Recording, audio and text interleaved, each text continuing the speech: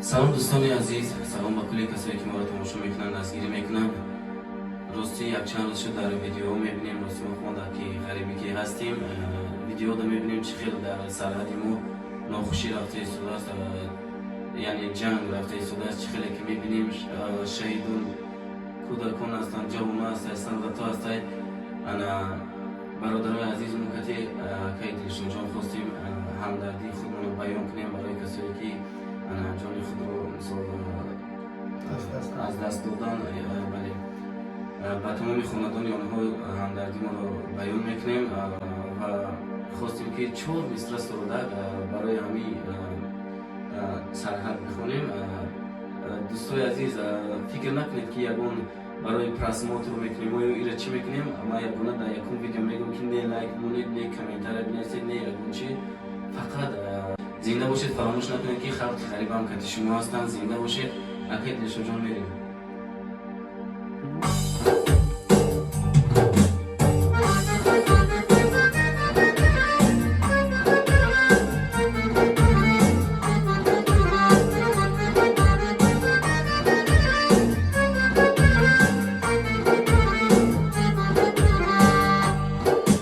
شهر خالی، جاده خالی، کوچه خالی، خانه خالی، جام خالی، سفره خالی، ساغر و پیمان خالی. کوچ کرده دسته دسته آشنایان اندلیبان، با خالی، باغچه خالی، شاخه خالی، لانه خالی.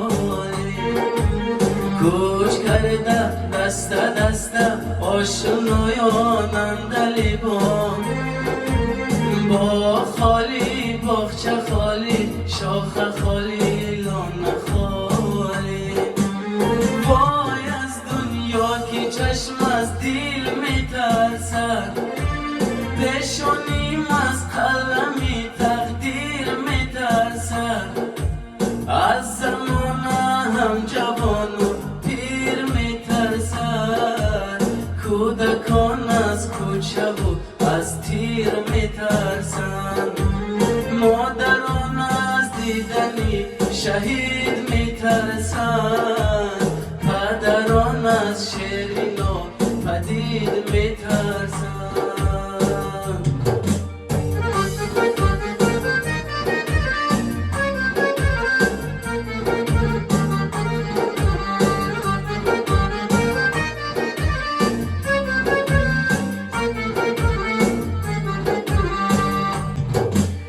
مردی تاجیک جان خود را در رهی وطن بداد، مادریان دیده این را تقدیرش را تن بداد. از دوشنبه تا بدخشان، از خوجند تا به ختمان، از کلاب قرغن یابان، خلقی باروغ موقتی تان. شهر خالی، کوچه خالی، خانه خالی، جاده خالی، جام خالی، سفره خالی، ساغر و پیمان خالی. کوچ کرده دسته دسته آشنایان اندلیبان، با خالی، باغچه خالی، شاخه خالی، لانه خالی. کوچ کرده دسته دسته آشنایان اندلیبان، با خالی، باغچه خالی، شاخه خالی، لانه خالی.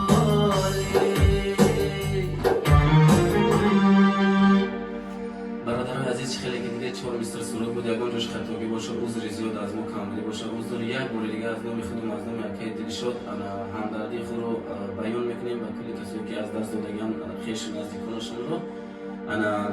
همیشه زنده باشید، همیشه صلح و آبادی در وطنمون باشه و همیشه همدیگر رو دستگیری کنیم. انشالله ما هم قطعتونیم، فراموش نکنید. اگه دور هم باشین، دلمون نزدیک دورگوی شما هستیم. برادران همیشه سربلند باشید.